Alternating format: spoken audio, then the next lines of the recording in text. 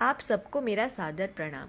आज हम भद्रा कौन है, भद्रा का क्या चरित्र है और उसको शांत करने की क्या विधि है, भद्रा की समाप्ति पर भद्रा काल चलते आपको क्यों कोई भी अच्छा शुभ कार्य नहीं करना चाहिए या उसकी समाप्ति होने पर भी कोई भी कार्य करना क्यों वर्जित है, तो इसी के संदर्भ में हम बात करेंगे। तो मेरे इस वीडियो को अंत तक ज़रूर सुनें।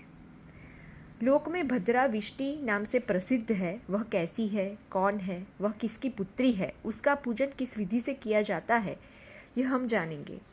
भद्रा भगवान सूर्य नारायण की कन्या है। यह भगवान सूर्य की पत्नी छाया से उत्पन्न है और शनेश्वर की सगी बहन है।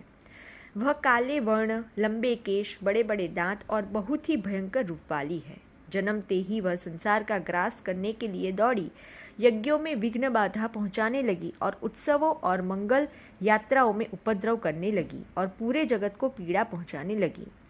उसके उच्छल स्वभाव को देखकर भगवान सूर्य अत्यंत चिंतित हो उठे और उन्होंने शीघ्र ही उसका विवाह करने का विचार किया। जब जिस भी देवता, असुर, किन्नर आदि से सूर्य नारायण ने विवाह का प्रस्ताव रखा, तब उस भयंकर कन्या से कोई भी विवाह करने को तैयार नहीं हुआ। दुखित हो सूर्य नारायण ने अपनी कन्या के विवाह के लिए मंडप बनवाया, पर उसने मंडप, तोरण आदि सबको उखाड़कर फेंक दिया और सभी लोगों को कष्ट देने लगी। सूर्य नारायण ने सोचा कि इस दुष्टा, कुरूपा, स्वेच्छाचारिणी कन्या का विवाह किसके साथ किया जाए। इसी समय प्रजाओं के दुख को देखकर ब्रह्मा जी ने भी सूर्य के पास आकर उनकी कन्या द्वारा किए गए दुष्ट कर्मों को बतलाया। यह सुनकर सूर्य नारायण ने कहा, ब्राह्मण, आप ही तो इस संसार के कर्ता तथा भर्ता है, फिर आप मुझसे ऐसा क्यों कह रहे हैं?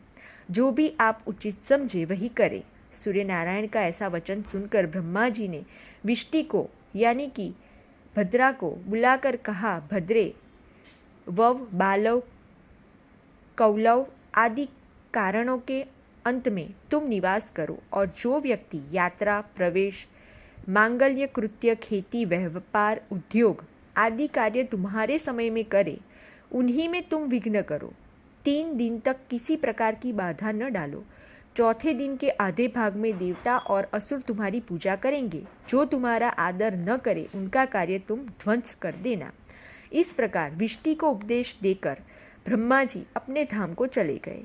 इधर विष्टि भी देवता, दैत्य, मनुष्य सब प्राणियों को कष्ट देती हुई घूमने लगी।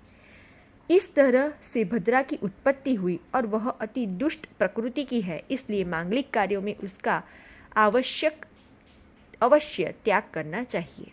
भद्रा 5 घड़ी में मुख में, 2 घड़ी कंठ में, 11 घड़ी हृदय में, 4 घड़ी नाभि में, 5 घड़ी कटी में और 3 घड़ी पुच्छ में स्थित रहती है।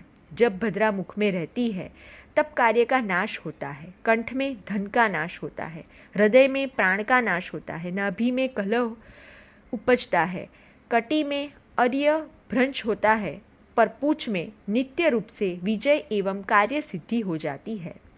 भद्रा के 12 नाम है, धन्या, दधिमुखी, भद्रा, महामारी, खरानना, कालरात्रि, महारुद्रा, विष्टि, कुलपुत्रिका, भैरवी, महाकाली तथा असुरशयकारी। इन 12 नामों का प्रातःकाल उठकर जो स्मरण करता है उसे किसी भी व्याधि का भय नहीं होता, रोगी रोग से मुक्त हो जाता है और सभी ग्रह अनुकूल हो जाते हैं। इसके कार्य में कोई विघ्न नहीं होता। युद्ध में और राजकुल में वह विजय प्राप्त करता है। जो विधि पूर्वक नित्य विष्टि का पूजन करता है, निसंदेह उसके सभी कार्य सिद्ध हो जाते हैं। अब मैं भद्रा के व्रत की विधि बता रही हूँ। जिस दिन भद्रा हो उस दिन उपवास करना चाहिए। यदि रात्रि के समय भद्रा हो तो 2 दिन तक एक समय खाना खाना चाहिए। 1 प्रहार के बाद भद्रा हो तो 3 प्रहार तक उपवास करना चाहिए अथवा 1 भुक्त यानी 1 समय खाना खाना चाहिए। स्त्री अथवा पुरुष व्रत के दिन सुगंधित आंवला का पाउडर लगाकर सौर औषधि युक्त जल से स्नान करे। देवता एवं पितरों का तर्पण तथा पूजन कर कुश की भद्रा की मूर्ति बनाए या कोई भी धातु की भद्रा की मूर्ति लेकर उसको चंदन, कंकु, कुमकुम आदि पुष्प, धूप, दीप, नैवेद्य आदि से उसकी पूजा करें। भद्रा के 12 नामों से 108 बार हवन करके बाद तिल और खीर ब्राह्मणों को भोजन कराकर स्वयं भी मौन होकर तिल मिश्रित कुशरान का भोजन करना चाहिए। फिर पूजन के अंत में इस प्रकार प्रार्थना करनी चाहिए।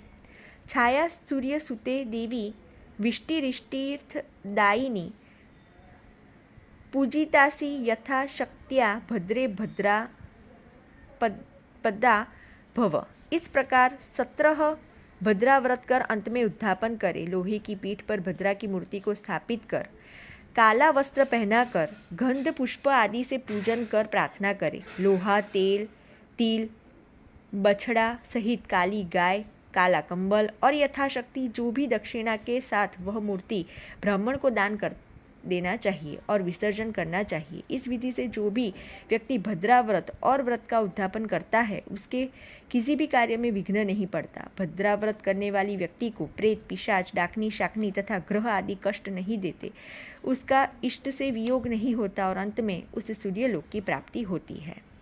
अगर आपको भी मेरा ये वीडियो अच्छा लगा है तो सब्सक्राइब कीजिए, लाइक कीजिए और शेयर कीजिए। नमस्कार।